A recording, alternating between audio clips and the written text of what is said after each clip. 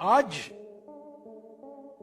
इसका राजनीतिक महत्व यह है, इसका सामाजिक महत्व यह है, इसका आर्थिक महत्व यह है कि हमारे सारे कानून जो हैं, जो बनाए गए थे, वो खतरे में है।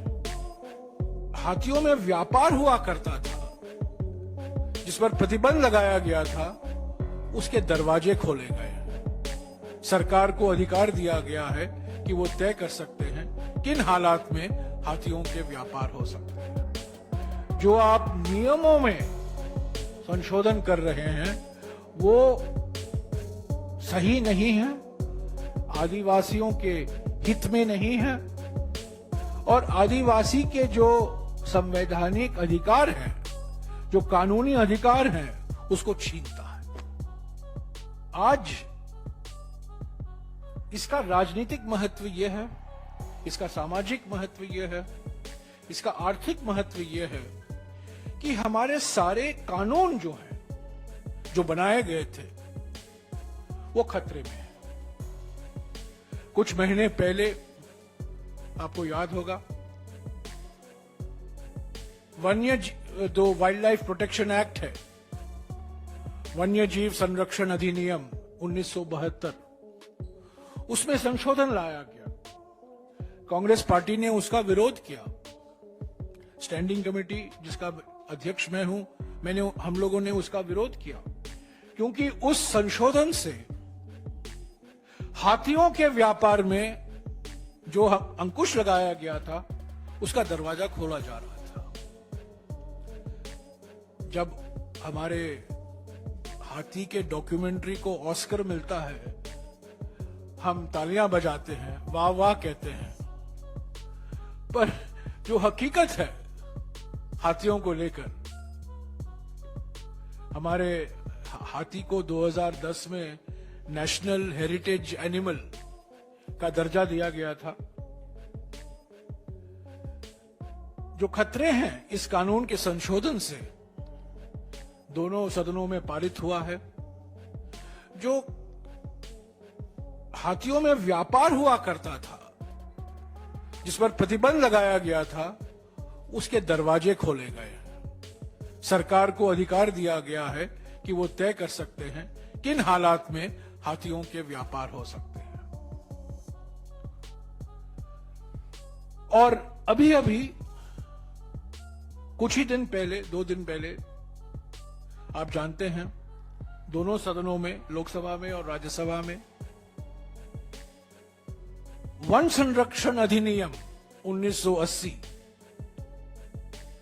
में संशोधन लाने की प्रस्ताव सरकार ने पेश किया। वो बिल उन्होंने पेश किया लोकसभा में, वो सिलेक्ट कमेटी को जाएगा, वो स्थायी समिति को नहीं भेजा जा रहा है, क्योंकि स्थायी समिति के अध्यक्ष मैं हूं, कांग्रेस के एमपी हैं। सेलेक्ट कमेटी को इसीलिए भेजा जा रहा है कि वो उनका अध्यक्ष बीजेपी का हो सकता है और जो उनको कहा जाएगा वो रिपोर्ट लिखेंगे।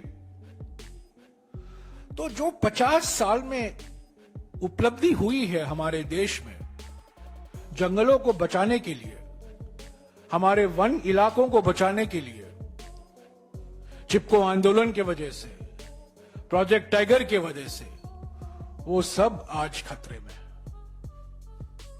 मैं आपको एक और बात को याद दिलाना चाहता हूं कि एक संवैधानिक संस्था है, राष्ट्रीय अनुसूचित जनजाति आयोग, national commission for scheduled tribes.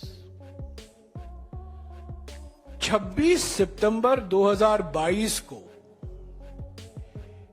इसके अध्यक्ष हर्ष चौहान, ये मोदी सरकार ने ही इनको नियुक्त किया है, हर्ष चौहान हैं जो राष्ट्रीय अनुसूचित जनजाति आयोग के अध्यक्ष हैं, और उन्होंने 4 पन्ने का खत लिखा है पर्यावरण और वन मंत्री को,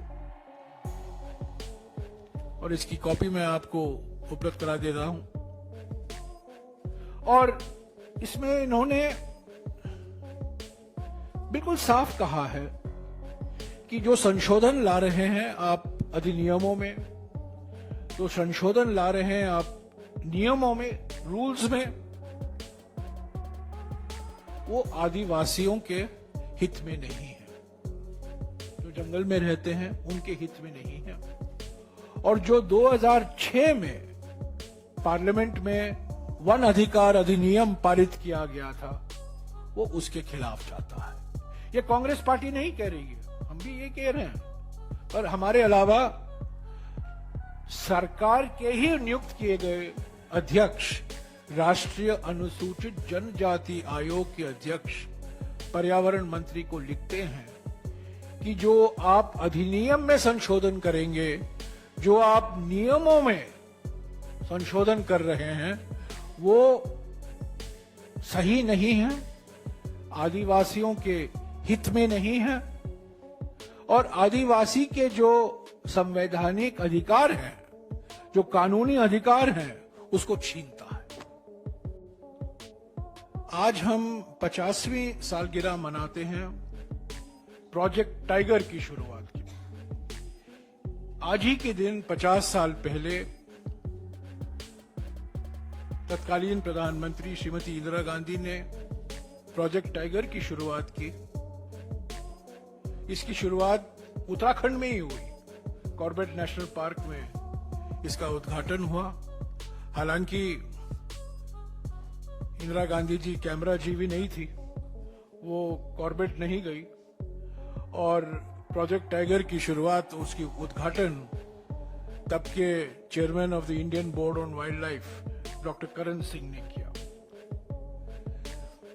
जब प्रोजेक्ट टाइगर की शुरुआत हुई, 9 ऐसे हमारे देश में टाइगर रिजर्व चुने गए। उत्तर भारत में कॉर्बेट और रणथंबोर, मध्य भारत में मेलघाट और कान्हा, दक्षिण भारत में बंदीपुर, पूर्वी भारत में सिमलीपल, सुंदरबंस और पालामू और उत्तर पूर्वी भारत में मानस। 9 ऐसे टाइगर रिजर्व चुने गए जहां ये कार्यक्रम लागू किया गया। आज 53 टाइगर रिजर्व हैं हमारे देश में। हमारे देश का सबसे सफल वन्यजीवी संरक्षण कार्यक्रम अगर एक मिसाल है, वो एक प्रोजेक्ट टाइगर है। और आज 53 टाइगर रिजर्व हैं, सारे देश में हैं, अलग अलग राज्यों में हैं, 19-20 राज्यों में हैं। और जब प्रोजेक्ट टाइगर के लिए प्रधानमंत्री ने अपना संदेशा भेजा, उन्होंने ये कहा था 1 अप्रैल 1973 को, उन्होंने ये कहा था कि जब हम बाघ का संरक्षण के लिए ये परियोजना शुरू कर रहे हैं, न केवल बाघों का संरक्षण होगा, पर हमारे जंगलों का भी संरक्षण होगा। हमें जंगल सुरक्षित रखने के लिए बाघों को सुरक्षित रखना है और बाघों को सुरक्षित रखने के लिए हमें जंगल को सुरक्षित रखना है। इन दोनों के बीच में एक गहरा ताल्लुकात है। आज देखिए, उस प्रोजेक्ट टाइगर के कारण जो हमारे 53 प्रोजेक्ट टाइगर रिजर्व हैं, वो इलाका हमारे जो घने जंगल हैं उसका 1/3 अंग है। 1/3 1/3 हमारे जो घने जंगल का एरिया है हमारे देश भर में, वो इन 53 प्रोजेक्ट टाइगर के रिजर्व के इलाके में है। तो मैं समझता हूं, न केवल एक प्राणी का संरक्षण हुआ, बल्कि हमारे जंगलों के लिए, हमारे वन इलाकों के लिए भी ये बहुत महत्वपूर्ण कदम निकला। आप इस खबर के बारे में क्या सोचते हैं, हमें कमेंट सेक्शन में बताएं। साथ ही ब्रह्मास्त्र न्यूज को सब्सक्राइब और शेयर भी जरूर करें।